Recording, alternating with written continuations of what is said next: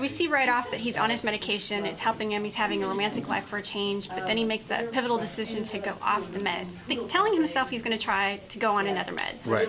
Is that going to be successful for him, or is he going to kind of keep telling himself, I don't need it? Yeah, it's you know, I heard the greatest quote very recently from Dr. Ellen Sachs, who has been sort of my role model for the part. She's a USC professor who has paranoid schizophrenia. Granted, she is on her meds, but she just got married. She's found love for the first time in 55 years, or whatever old she is. But she said, with regards to meds, and she may have been quoting someone else, she said, when you take away my demons, you take away my angels too. And I think that's the basic premise for this character, is when he's healthy, there's no Natalie. And there's none of the good stuff that comes with madness, to be honest. With his own madness comes him, all of his joie de vivre. And when on meds, he is, as he says, even in the pilot, we said, I can't stand how I feel. I feel put down. And that's what happens with a lot of people living with the disorder, is that they feel relieved for a while, but then they don't feel like them. And so it's not just a kind of convenient television thing to do so that we can get back to the... It's a very real cycle, a roller coaster that a lot of people living with the disease go through, and it's very true to him, I think, that he thinks he can almost outsmart it, and as long as he's got the wiki and he's got his meals at the right time, he can ride this thing like a bull and win. Do you feel like that you are now at this point where, because I mean it's obviously season 2, so I'm assuming you did research and stuff in the beginning, but do you feel like you know him now and that you've kind of got it down, or is it's still like a continuous process for you to kind of fill out the character? It's kind of somewhere in between. I feel like I feel the confidence that I understand now what I'm doing. I went into season 2 a lot more sure of the choices I was making. I think the writing this year is great. I'm really excited about some of the, because with a premise like this, you go, okay, how long can we do this? How many people can I hallucinate before?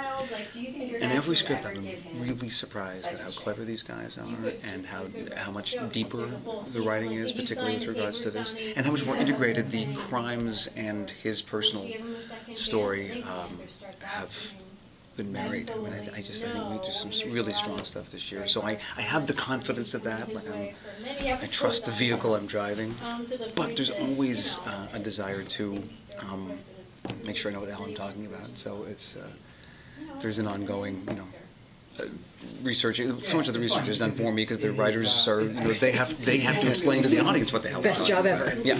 So. I mean, just even this morning, I was just diagnosing a girl with Kluver-Bucy syndrome, which is, like no one's heard of it. But I have to, and neither had the guy that I was talking. Your wife has Kluver, so I have to describe to him. So I'm learning. The audience is learning. It's cool. Well, he has an interesting kind of romantic relationship. He seems to be having his fictitious one and his real one simultaneously. As always, that's the thing I'm dying to see what the audience thinks, particularly after the second episode. A lot of things. Boy, I can't talk about it. It's all spoiler alert stuff. But with you guys, I will say that is the cool idea. Is if your fantasy could come true, would it be as good as the fantasy? It's a really cool thing to explore, and certainly not something that Kelly Rowan knew she was getting into last year, which is great. She had so much fun these first couple of episodes. But is he going to feel conflicted enough that he goes back on meds, or feel like he needs to be on meds so he can preserve the real relationship? Maybe. The second episode will answer all of that, but I think it's. I think that demon angel quote that I said before is more true to the thing. That is, how do you reproduce an angel on Earth when you've already got it right, in its brain, which is interesting. And how are we going to see the relationship between Daniel and Kate evolve? Obviously, Donnie's in here now, and it's far more complicated, but there's a sense of trust between them that's been so integral, I think. And how are we going to see that evolve and change? Well, the last thing she says in the first season is, look, if you're having symptoms in the future, you tell me, right? We're going to be honest here. And we see in that first episode that he's not really honest until she corners him in the elevator. And so that's a thing they're working on. But in terms of the other side of it, that, we only hinted at, really, and mostly because I wanted to see what the audience thought. And sure enough, in the course of, I was doing a lot of live tweeting during the first season, and there was a tremendous reaction, and the shippers. I love that. I kind of courted the shippers a bit because I wanted to see if who are they going? Are they going Natalie? Are they going neither? What are they? There were still a few shippers that wanted me to end up with Bobby Cannavale, but I said I can't go back there. But he comes into the picture, and it's great because it's a nice foil for me. It's the guy who'd be a bit of a dick. Nice foil for her because Kate was always kind of in even though it was her crimes and her job to solve them, she sometimes ended up in a kind of passenger seat role to me because I had all the answers. But this, I think, a relationship with him allows her to have someone else in her world that she can take on a regular basis. And there's some scenes when I become more of the sidekick to her, which I think is great. There's more of a balance this year. See a side of Donnie and also, but he gets to come in as an objective thing and say, and because the thing about Kate and Daniel, it's completely unspoken. And he speaks it. He's about episode 5 or 6. He's the one that speaks it. He outs you again. Yeah, what's going on here? He doesn't just out in the courtroom, out in personal life. And I basically say, I don't know what the hell you're talking about. And so I have to face it. She has to face it. He's definitely a wrench in the works. Well, Scott had mentioned that there was kind of between Daniel and Donnie, there becomes like a friendship. So how does that evolve? That is one of those sort of, we're thrown together kind of episodes. I always think of them as the Alan Alda, Loretta Swit episode where they're stuck out in, no man's land. But, and which one is Daniel? He's definitely Loretta Swit. But he really looks up to her. Don't we all? Of course. But it's one of those things where we're thrown together because there's basically a case she will work on, and we find out, and it's really fun. I call it the Simon and Simon episode. We get to solve crime together, but it changes our relationship. So a lot of cool stuff happens in the course of the first 10, which I understand. Although we're going to air in different order than we're shooting, but we're working it out. But there will be 10 this summer, 10 starting in 5 weeks, and then they're holding 4 over to the winter, so kind of a Christmas treat. A Christmas treat, and I think the closer used to do that too, because people this year were very much like, "Where's the show go?" Yeah, they don't like the long breaks. They don't like the long breaks, even though cable kind of always does it, right? I don't know why. I thought people had gotten used to it with The Sopranos and all that stuff. Viewers are greedy. We want more and now. And we like that. We like viewers. I'm not a master tweeter, but I doing it live was really fun last year. Yeah, I was just going to say, did you like interacting with fans, seeing that immediate It was reaction? frustrating because the way things worked last time, we had way finished like 7 months earlier, so people were asking questions. It must well have been questions about the first season of Will and Grace. I was like, I don't remember. I'm sorry, I don't know what actor that is. But whereas now we're going to be, we're going to literally bookend, finish just on the heels. So I'll be a lot more. The memories will be more active, and I'll be, Well, you kind of know also what your fans will want to ask you about. So you might have remembered those details when you were working on the show. Exactly. Where before you were like working in a vacuum, you're like, I have no idea what they're going to ask me.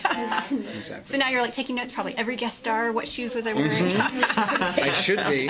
Definitely what shoes. No, what I should be. I should be just saving a notebook. If not a notebook, even just like call sheets. Yeah. So somebody say, "Who is the actor playing Biff?" And you're like, Bill, I want 1 second. Yeah.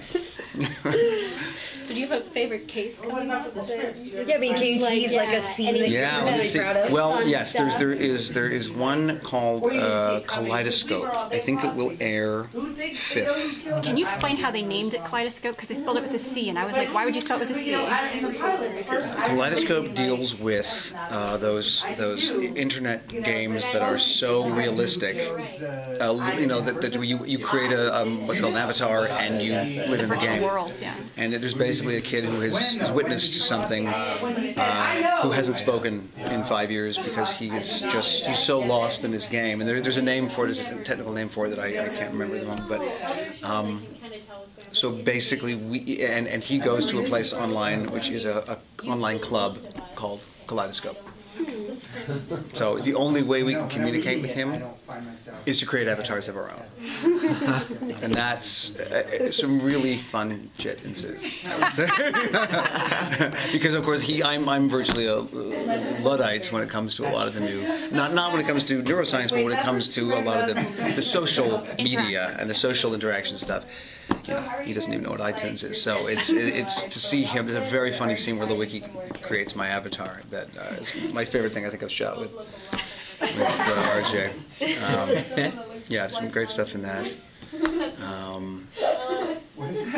Because there was a scene in the first season where he says something like, "What's video chatting?" or something. Yeah, exactly. Yeah. So you got the sense. Which I think I improv that line, but I mean, after that we kind of stuck with that concept of, I don't know what, you know, it's a line that I had in the pilot. I think he references what's her name, the chick that hosts Fashion Star, Nicole Richie. I'm very good for this character because I don't know who she is. But Nicole Richie is referenced in the pilot, and I say, "Who's Nicole?" As written, it was like, "Who's Nicole Richie?" But on the day, I said, "I don't know who that is," and that's become this thing we use constantly now, which is really fun. But there's also one I think people are going to like, where I think it's the second episode where I end up at basically a Comic-Con. Awesome. Yeah, we don't call it Comic-Con, but it's a Comic-Con-like event, and another not good place for a paranoid schizophrenic to be. So we're looking fun for and that. It's almost barely not a good place for normal functioning humans to be. It might actually induce paranoid schizophrenia. Right. How has it been? Because in the first season there was sort of this thing where he might be into Kate, might not be, and then now it seems like he's fully focused on Natalie / Caroline. Has that been fun to sort of change that relationship with Kelly? Because I mean, the whole time you were with her in the first season, you weren't touchy-feely with Natalie, Exactly. or kissing Natalie or anything like that. There was actually talk of that in the first season. You know, that what if there was, and then it was like, oh wait a minute, that would technically be masturbation. What that would be. And if the audience did the math, they'd all suddenly go, oh. But it was interesting because I've known Kelly for 17 or 18 years because we did Lonesome Dove together in '95. So it was strange to shoot the. And when we shot the kissing on the bridge sequence, A, we were not actually on a bridge, and B, we were both sick. We were both like full on, almost flu sick. So it came out quite well considering. It looks beautiful. It did look.